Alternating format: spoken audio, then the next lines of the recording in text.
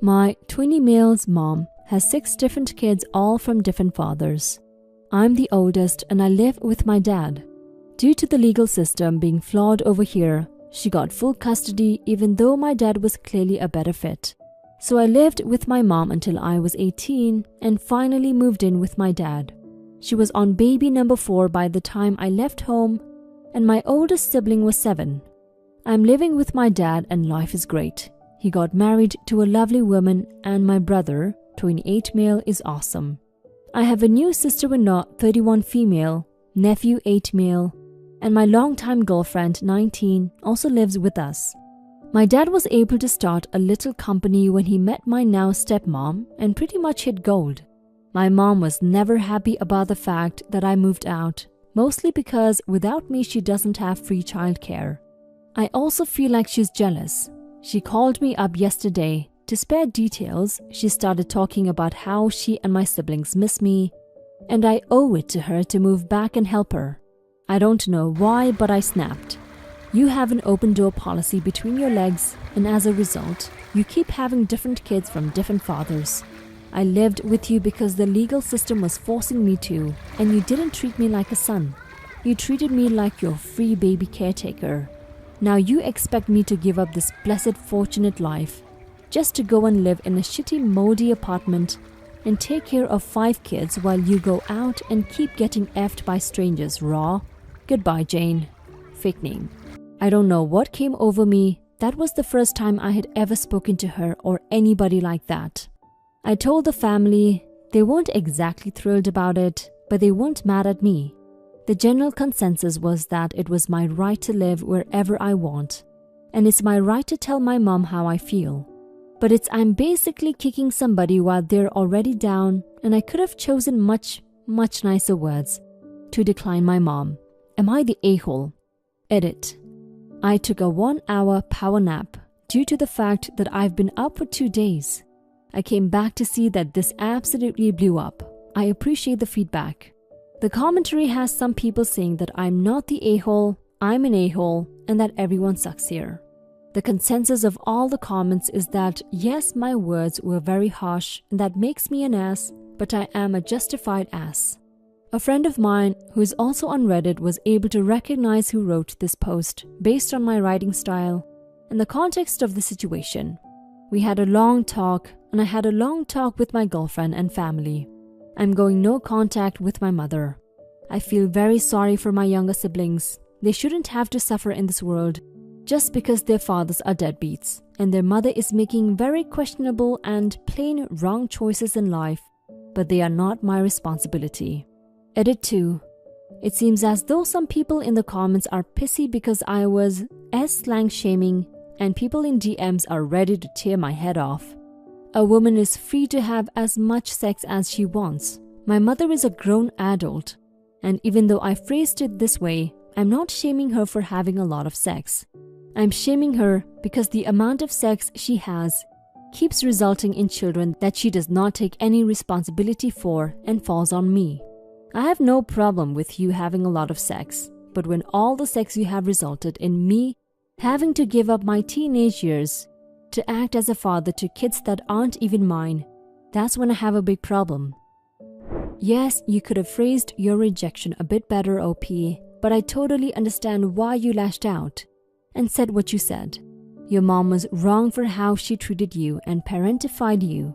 It sucks that she's probably doing that to your oldest siblings right now. Those kids didn't ask for this, but your mom gave birth to all of them anyway, while being fully aware that she couldn't take care of them the way they deserve to be taken care of. She's an a-hole for this. You have finally escaped that life and you seem happy, but please do look into ways to help your other siblings. They deserve a good family life too. Now for some comments. Everyone sucks here. I agree with everyone who is saying that she was using you, but I definitely think you acted like an a-hole. There were better and more mature ways of expressing your emotions. I don't know if you have brought up your issues to her in the past, but if this is the first time she's heard this from you, then I think it was the wrong way of going about it. I'm not saying you need to maintain a relationship with your mother, but I do think being kind in life is a virtue. Holding on to these emotions is only going to hold you back. I hate parents who do this too. If you're going to have kids, it's your freaking job to care for them. I used to babysit for a family who had made their 2 older girls into mini parents to teach them that having kids is a big responsibility, so they don't have kids young.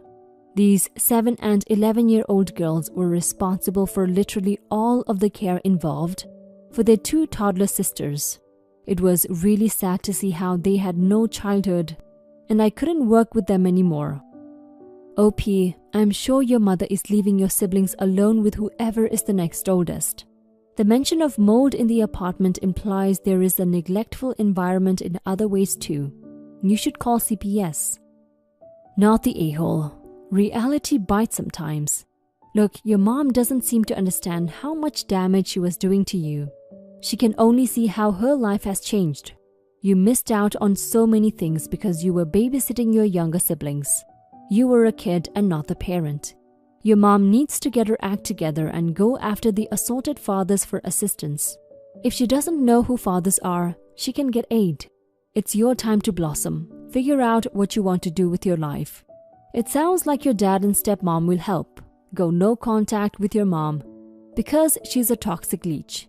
You may want to consider therapy to help you deal with garbage your mom put you through. Story 2. My ex and I have 4 boys, married at 21. Our youngest was the surprise baby and is 5 years younger than the next youngest kid.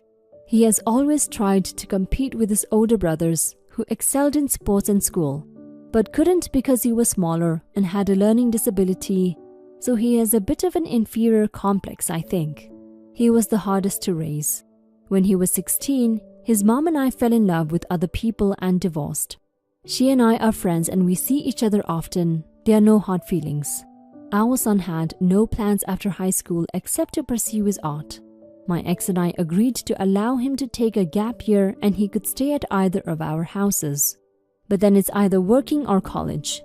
After that year, he decided to bum off my ex's parents.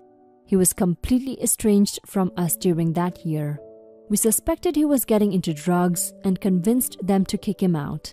He lived in a van for 6 months. We helped him get a minimum wage job, and he currently lives with his mom and a new husband. My son is almost 21. All of a sudden, my son announces he's getting married to some girl he met. She is a bigger train wreck than he is.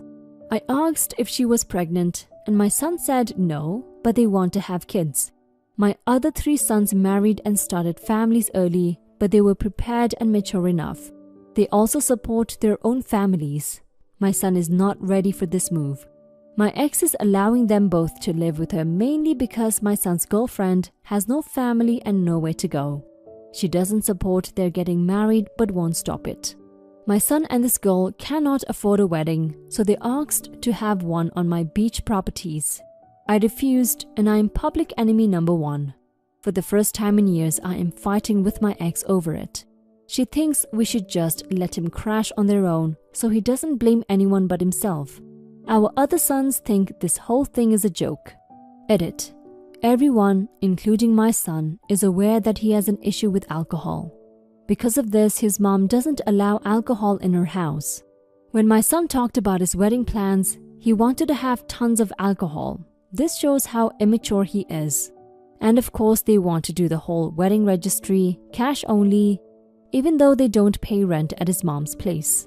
I have no regrets about the art stuff. He met some rich art kids who basically made their living from selling their art to their rich mommy and daddy. Our family has money too, and he thought he could just do that. For example, he wanted me to buy a painting he did of a toad. I told him I would buy it for $40. He wanted $500 cash. You're not the a-hole for refusing to host your son's wedding, OP, especially if you believe it's a bad idea. And to be honest, it sounds like it is. Your son is young, broke, and he doesn't have any plans about what to do when he's married, except maybe to continue to mooch off of his parents. Except now, he won't be just him anymore. And he also has a free card to have babies, which he says he totally wants.